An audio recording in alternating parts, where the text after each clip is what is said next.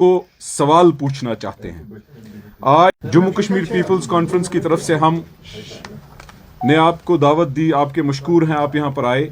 हमारा मुद्दा मकसद है कश्मीरी कितनी दफा धोखा खाएगा, कश्मीरी वोटर को कितनी दफा चीट किया जाएगा और कौन कौन है इसमें साजिशबाज, उनको हम एक्सपोज करना चाहते हैं, उनको सवाल पूछना चाहते हैं। आज मैं मुबारकबादी देना चाहता हूं आप में से जो जर्नलिस्ट, एक उमर मकबूल साहब हैं जिन्होंने आरटीआई किया, एक आरटीआई गायब हुई, दूसरी आरटीआई असेंबली सेक्रेटरीट के थ्रू जो उन्होंने भी पोस्ट की, आप सब ने बखूबी देखी होगी। राज्यसभा का इलेक्शन एक रूटीन प्रोसेस कश्मीरी के लिए नहीं है। पहले हर तंजीम यहां बीजेपी के खिलाफ राग रचाती है और उसके बाद उनके साथ मिल जाती है। यह हमने 2014 में पीडीपी को देखा, यही आजकल देखने को मिल रहा है। यहां पर हर कोई तंजीम मासिवाए पीपल्स कॉन्फ्रेंस ये कहती है अब्यूज बीजेपी, अब्यूज इंडिया, हर कोई वो चीज करती है और उसके बाद उनके साथ बैठते हैं। हमारी सियासत सच की सियासत है। आरटीआई की रिप्लाई जो आई है, देखिए मैं तमाम कश्मीरी अवाम को और आप सब से बिलखुसूस मीडिया फ्रेटर्निटी से गुजारिश करता हूं, कुछ लोग, मुझे यह समझ नहीं आ रहा है, जैसे एएनएन एक न्यूज आप में से उन्होंने वीडियो किया, एक्सप्लेन किया लोगों को। मैं गुजारिश करना चाहता हूं आप सब वीडियो करें, एक्सप्लेन करें राज्यसभा का इलेक्शन क्या होता है। राज्यसभा का इलेक्शन एक इलेक्शन होता है जिसमें एमएलए वोट डालते हैं और यह ओपन बैलेट वोट होता है। राज्यसभा के इलेक्शन में जो एमएलए लोगों ने चुने, उन एमएलए ने जिन्होंने बोला हम कांग्रेस तंजीम से हैं, हम अवामी इत्तेहाद पार्टी से हैं, हम पीडीपी से हैं, हम नेशनल कॉन्फ्रेंस से हैं, चारों का एक ही बोली थी बीजेपी के खिलाफ। फिर 8 वोट बीजेपी को कहां से आए, यह जम्मू कश्मीर की अवाम को जानना चाहिए। जम्मू कश्मीर की अवाम ने पीडीपी को 28 से 3 पर लाया, 3 से 0 लाने में मुझे नहीं लगता अब कोई कोताही पीडीपी ने छोड़ी। नेशनल कॉन्फ्रेंस की भी मैं जिक्र करूंगा। हैरान इस बात पे हम होते हैं कि कांग्रेस ने, इसमें कांग्रेस भी मुलव्वस है। आरटीआई रिप्लाई जो असेंबली सेक्रेटरीट ने दी, जो अनएम्बिगुअस है, उसमें 4 एजेंट एनसी ने रखे थे, 2 बीजेपी ने रखे थे, 1 कांग्रेस ने रखा था। न पीडीपी का कोई, न अवामी इत्तेहाद पार्टी का पता न आता। ये पीडीपी 0 एजेंट्स। ये इलेक्शन जो है, इसके बाद जब सवाल जवाब उठे इस पर यह हुआ कि रूल्स के हिसाब से, चूंकि पीडीपी का कैंडिडेट नहीं था, उनको रूल्स कहते हैं कि नहीं रखना है, लेकिन वो झूठ बोल रहे हैं। उनके वो जो पंडित साहिब हैं, मोहित साहब, उन्होंने जो ट्वीट किया था, फिर महबूबा जी ने रीट्वीट किया, नईम अख्तर साहब ने भी उसमें शिरकत की। मुझे लगता है कि इनको झूठ से बाज आना चाहिए। मैं गुजारिश करना चाहता हूं इनको कि कितना झूठ कश्मीरियों को बोलोगे। रूल अगर हम देखें, जो गवर्निंग प्रोविजन है, rule 39AA, conduct of election rules, every political party with MLAs must appoint 2 authorized agents via Form 22A. 1 agent must be present through polling hours. The only time a party has no agent is when it chooses to not to appoint one. देखिए, ये clear है कि under rule 39AA सब rule 1, agent verifies vote. ये MLA किस party के Rajya Sabha member को, BJP या नेशनल कॉन्फ्रेंस, देखिए नेशनल कॉन्फ्रेंस ने 3 सीटें जीती, बीजेपी ने 1 राज्यसभा सीट जीती। और हम ये वाजिया करना चाहते हैं, हमारा सवाल नेशनल कॉन्फ्रेंस से है। देखिए, अगर नेशनल कॉन्फ्रेंस कांग्रेस को सेफ सीट से बाहर नहीं करती तो ये साजिश में वो मुलवस नहीं होते। पहला काम उन्होंने किया कि कांग्रेस को सेफ सीट से निकाला, उसके बाद कोई भी आवाज नहीं उठाई कि पीडीपी ने एजेंट नहीं रखा। और उसके बाद जबकि सब रूल 2 के तहत हर कोई एमएलए या नॉन एमएलए कांग्रेस को एजेंट रखना था। देखिए, जैसे 2015 में सजाद साहब ने बोला बशीर डार साहब और वो थे। रूलिंग अलायंस की मर्जी थी कि वो अपना एजेंट रखेंगे, उन्होंने एजेंट रखा। सजाद साहब ने भी वोट दिखाया और बशीर डार साहब ने भी वोट दिखाया। तो कैंडिडेट पीसी का नहीं था, तब पीडीपी का कैंडिडेट था। फयाज मीर साहब बनने जा रहे थे, नजीर लावे साहब बनने जा रहे थे। तब भी उनको रूल पता है, लेकिन आज रूल पे भी झूठ बोला जा रहा है। बीजेपी के खिलाफ भी हमने सुना, उनके साथ गोद में भी बैठे ये लोग। आज राज्यसभा पे भी ये झूठ बोल रहे हैं। देखिए, हमारा यहां मुद्दा मकसद एक है, पीडीपी ने एजेंट नहीं रखा, नेशनल कॉन्फ्रेंस ने आवाज नहीं उठाई। ये जैसे सजाद गनी लोन साहब ने चूज किया कि वो इससे दूर रहे, क्योंकि उनको लगा ये मैच फिक्सिंग है। जम्मू कश्मीर पीपल्स कॉन्फ्रेंस का एक एमएलए, हमारा कायद सजाद गनी लोन साहब थे, वो इससे बाहर रहे, इसलिए बाहर रहे, उनको मैच फिक्सिंग ये लगी। आज आरटीए की रेवल्यूशंस जो है, उनसे ये वाजिया हो रहा है, प्रूव हो रहा है कि ये मैच फिक्सिंग थी। और मैच फिक्सिंग किन किन की थी? 8 वोट कहां से आए? पीडीपी ने एजेंट क्यों नहीं रखा? मुझे बताइए। अगर 2015 में जब पीडीपी को वोट चाहिए थे, चलिए आज के ही इलेक्शन में देखेंगे, तब इन्होंने एजेंट रखे। कांग्रेस का तो कोई नहीं था, कांग्रेस ने भी एजेंट रखे। तो रूल को झूठ मत बोलिए, आप कितना झूठ बोलोगे? दूसरी बात, कांग्रेस के एजेंट मेरे अजीज निजामुद्दीन भट्ट साहब, वो एजेंट थे, उन्होंने वोट चेक किए, लेकिन उनका वोट किसने चेक किया और उन्होंने किसको वोट क्रॉस वोटिंग करने दी? अब क्या क्या बेचोगे कश्मीरियों का? अब क्या बेचने को रह गया है?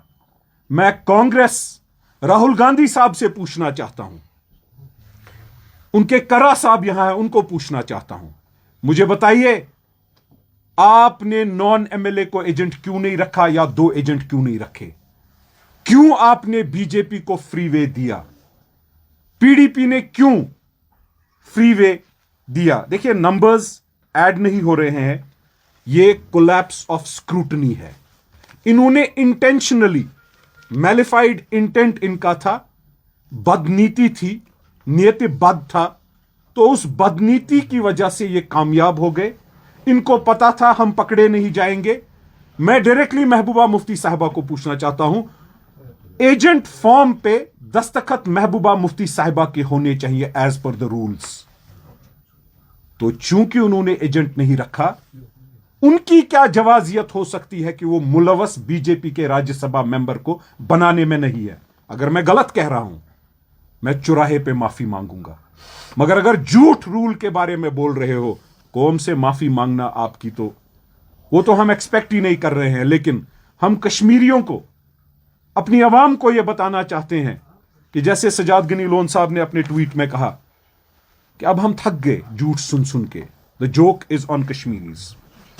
देखिए, मिसलीडिंग नैरेटिव जो पीडीपी चला रहा है, जो पैटर्न दिख रहा है, जो आरटीआई इंडिकेट कर रहा है, question national conference, Congress, PDP और एआईपी, जो इन्होंने फिक्स्ड मैच खेला और बीजेपी को आगे चलाया। अगर आप सब लोग बीजेपी के ही पार्टनर्स हो, कोई वर्किंग रिलेशनशिप सीएम साहब चाहते हैं, पीडीपी रिवाइवल चाहता है, कल तक उनकी पार्टी से भाग रहे थे, आज उनकी पार्टी में लोग आ रहे हैं, तो अगर आप रिवाइवल चाहते हो, अगर आप बीजेपी के पार्टनर्स हो एआईपी लेकर, सीधे कश्मीरी को बोलो। झूठ क्यों? हमारी गर्दनें बेच के खा गए, हमारी जमीनें बेच के खा गए, पीएसए लगाए, जेल भरे, कत्लो गारत की। अब मुझे यह समझ नहीं आ रहा है, आगे की नस्लों को भी खत्म करना चाहते हो झूठ बोल बोल के। पीपल्स कॉन्फ्रेंस की पोजीशन क्लियर थी, और वो पोजीशन यही थी कि जो ये आरटीआई का एटम बॉम्ब जो उमर मकबूल साहब ने डाला है, जो उन्होंने लाया है, मैं ये वाजिया करना चाहता हूं, हमें यह पता था अगर सजाद साहब ने वोट डाला होता, नेक नीति से एंटी बीजेपी कैंडिडेट को डाला होता, हमें कोई खुदा नहीं मानता। सजाद साहब ने तब भी बोला यह मैच फिक्सिंग है, आज ये प्रूव हो रहा है। तमाम कश्मीरियों को यह वाजिया हम कर रहे हैं कि ये जो भी हुआ, अब कल से नया पैंतरा चल रहा है। ये महबूबा मुफ्ती साहिबा जो हैं और उनकी बच्ची इल्तिजा मुफ्ती साहिबा। देखिए, अब ये डाइवर्जन चाहते हैं। अब इनका ये है कि इसको डाइवर्ट कैसे करें। अब ये निकले हैं उर्दू की बोली बोलने। अब ये निकले हैं कि उर्दू हमारी जबान कश्मीरी है। कश्मीरी इनको आती नहीं है। कश्मीरी के बारे में कोई बोल नहीं रहा है। मुझे पूरा यकीन है उर्दू इनको पढ़ना नहीं आता है। हम ये डाइवर्जन होने नहीं देंगे। ये जो डाइवर्जन आप चाहते हो कि आप बीजेपी के पार्टनर्स, हिस्सेदार, साजबाज के पार्टनर्स, आप इससे डाइवर्जन चाहते हो, वो हम होने नहीं देंगे। हम बार बार कश्मीरी अवाम को याद दिलाएंगे कि पार्टनरशिप पे आपने राज्यसभा भी बेच दिया। लोगों ने आपको चुना और राज्यसभा आपने बीजेपी को बेच दिया। वरना बताइए नंबर कहां से आए। मुलव्वस चार हैं, Jammu Kashmir national conference, people's democratic party, Awami Ittehad party और कांग्रेस। कांग्रेस को भी क्लियर करना चाहिए। हमें उम्मीद नहीं थी कि कांग्रेस भी यही रास्ता अपनाएगी। और मैं आज देख रहा था ये जो मैच फिक्सिंग हुई है,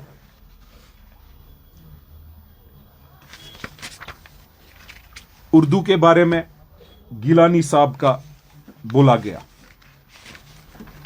यह बोला गया कि गिलानी साहब ने तब बोला था। इल्तिजा मुफ्ती साहिबा का ट्वीट है। अगर वो सही है, अगर वो सही है, आप गिलानी साहब के बारे में आपने ट्वीट किया। गिलानी साहब ने Mufti is the master in sugar coating poison. Gilani साहब ने मुफ्ती साहब को जहर बोला, तो फिर यह भी सही है। गिलानी साहब ने,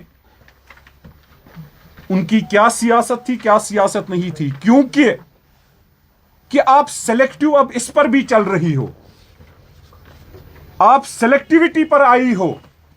इसके बावजूद भी हम डाइवर्जन नहीं करने देंगे, कोई डाइवर्जन नहीं करने देंगे। गिलानी साहब की उर्दू की वीडियो चढ़ाई है, यह भी चढ़ाइए कि वो मुफ्ती साहब के बारे में क्या बोलते थे, कि वो सच था, यह झूठ है, कि दोनों सच है।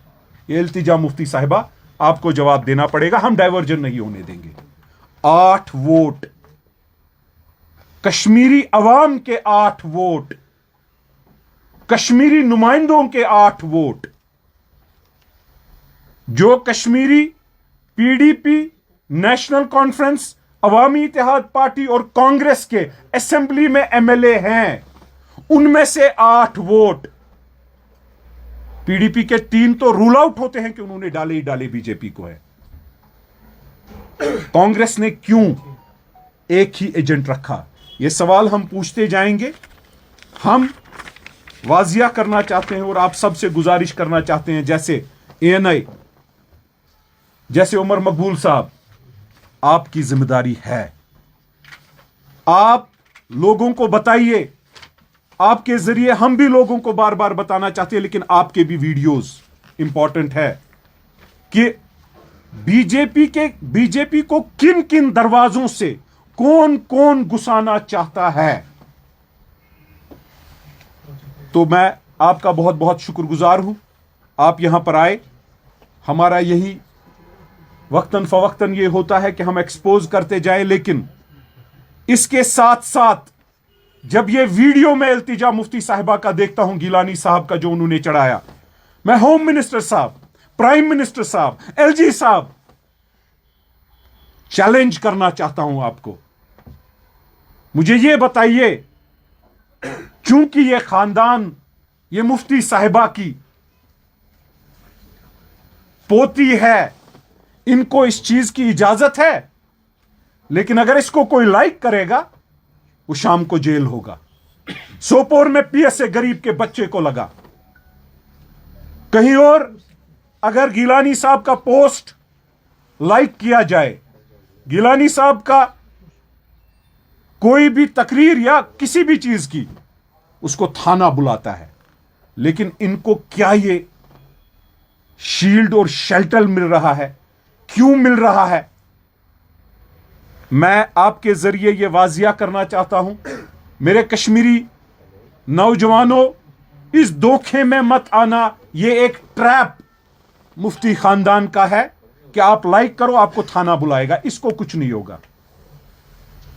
यिना लाइक करियो अथ, मगर मैं कश्मीरी अवाम को यह बोलना चाहता हूं, मेरा फोन नंबर 9596422222 है। मेरा ईमेल i9596422222 है @gmail.com।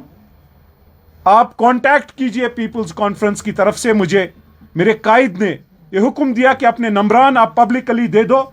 अगर किसी को भी जेल दिया है इस पोस्ट को अपलोड करने पे, अगर कोई भी आज जेल में है, जबकि हजारों नौजवान, हमें कांटेक्ट कीजिए। हम जाके एलजी, होम मिनिस्टर और प्राइम मिनिस्टर के दफ्तर के सामने वहां बैठेंगे और बताएंगे, मुझे बताइए, इस मोहतरमा को इजाजत है लेकिन गरीब के बच्चे को जेल में डालने का कानून है, कानून में भी सेलेक्टिविटी क्यों? कश्मीरी अवाम को जिसका भी बच्चा, जिसका भी भाई, जिसकी भी बहन, कोई भी अगर जेल में इसकी वजह से है, हमें कांटेक्ट कीजिए। ऑलरेडी करीब 84 लोगों का लिस्ट हमारे पास आया है, जिसको हम लिखेंगे, जिसके बारे में ट्वीट करेंगे, जिसकी आवाज हम उठाएंगे।